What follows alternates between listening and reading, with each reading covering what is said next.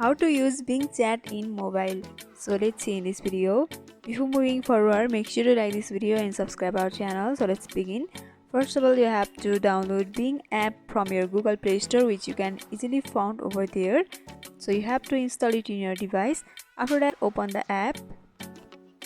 After that, you have to create an account in Bing with your Gmail account. So I have already created an account, so you can see my account is already over here.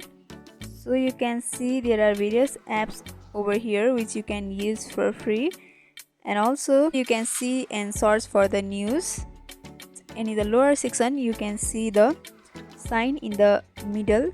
Tap on that, and from here you can join a waitlist. After that, when you join the waitlist, you can once again tap on the Bing sign which is in the middle in the lower section, and by doing that a browser will be opened where you can chat, and by following this simple step you can use Bing Chat in mobile. So hope this video was helpful. Don't forget to like, comment, share and subscribe our channel for more videos like this. Thanks for watching.